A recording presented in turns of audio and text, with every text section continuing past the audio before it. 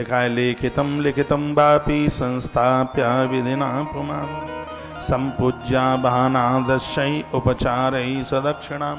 अपने हाथ से बेलपत्र पर लिखितम, अपने हाथ से ओम राम, अपने इष्ट का नाम जो भी कुछ लिखते हैं और वह लिख करके आप शंकर जी के ऊपर चढ़ाते हैं तो उसकी महिमा और ज्यादा है। एक तो कोई दूसरा लिख दे, एक आप खुद लिखें पत्तियों के ऊपर, उसका वर्णन लिखितम लिखितम, अपने हाथों से उसके ऊपर लिख करके और आप शिव के ऊपर ये चढ़ाते हैं। उसके तत्पश्चात को दक्षिणा चढ़ा देते हैं, जितना बने उतना चढ़ाइए। दक्षिणा के बिना षोडशोपचार पूजन पूरा नहीं होता। भले ही कुछ चढ़ाएं, उसके ऊपर चढ़ाएं। वस्त्र आभूषण गंध्यायी पूजताई तात्मने, वस्त्र चढ़ाएं, आभूषण, गंध, रोली, मूली।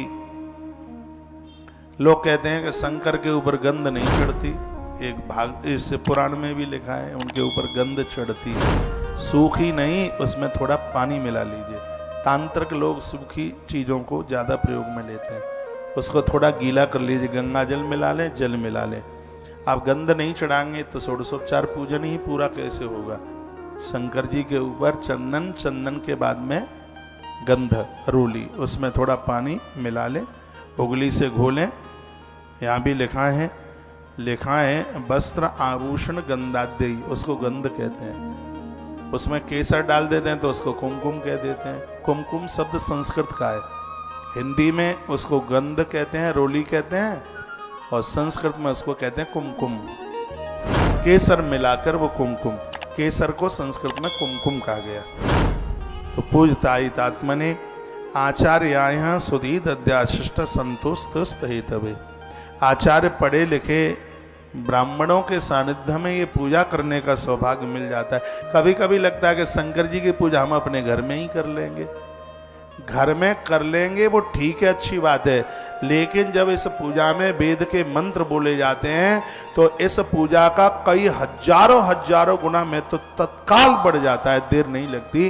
वेद के मंत्रों का इतना बड़ा प्रभाव है और ये वेद के मंत्र इन ब्राह्मणों को कंठस्थ होते हैं, उनकी वाणी से निकलते हैं, इसलिए उनके सानिध्य में होने वाली यह पूजा शंकर की है, वह अपने आप में अनंत गुना फल प्राप्त कर लेती है।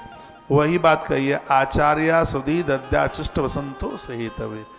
ऐसा आचार्य संतोषी ब्राह्मण उसके सानिध्य में बैठकर महादेव की पूजा, उनके सानिध्य में बैठ करके भगवान शंकर के शिव पुराण की कथा पूरे खानदान परिवार को निहाल कर देती है, सबके कष्टों का हरण कर लेती है। इतना अद्भुत प्रभाव है भैया इस ग्रंथ में। हम बड़े भाग्यशाली हैं, 125 से ज्यादा ब्राह्मण हैं परिसर में। अनुष्ठान तो 50 से ही पूरा हो जाता, लेकिन 125 ब्राह्मणों से ज्यादा वर्ण किया गया है, क्योंकि इसमें वर्णन है इस ग्रंथ में कि ब्राह्मण के सानिध्य में, वेद मंत्र के सानिध्य में शंकर की जितनी पूजा होती है वो अनंत गुना अपने आप में फलदायी हो जाती है। अनंत गुना के गणित का अंक ही पीछे रह जाता है। इतनी आनंद की बात कही गई इसमें। और उसके तत्पश्चात क्या कहा, सक्तौ फल त्रयामित स्वर्णेन सुंदर मुनि। इसमें स्वर्ण दान का वर्णन किया गया है, सोने के दान का। इस पर मुझे विस्तार करना कोई जरूरी नहीं है, क्योंकि मुझे सोना चाहिए नहीं आपसे, तो फिर मैं काहे को इसमें ज़्यादा टाइम लगाऊं। मैं आगे बढ़ रहा हूं। इसमें लिखा है कि ब्राह्मणों की झूठी पत्तल उठाने का मौका मिल जाए तो ब्राह्मण जो भी तप करते हैं उसका बहुत बड़ा अंश ये सेवा करने वालों को प्राप्त हो जाता है। उन्हें भोजन परोसने का, उन्हें जिमाने का सौभाग्य प्राप्त हो जाए तो सावन बड़े अद्भुत रूप से सफल हो जाता है। इन दिनों में वेद पाठी ब्राह्मण के दर्शन हो जाए तो ऐसा बताते हैं कि ब्राह्मण देवता जो वेद का मंत्र बोल रहा है स्वयं शंकर ही ब्राह्मण के रूप में विचरण कर रहा है। ऐसा से पुराण के मातम्य में लिखा है, माथे पर त्रिपुंड लगाए हो। और ऐसा ब्राह्मण सावन के महीने में इस धरती पर साक्षात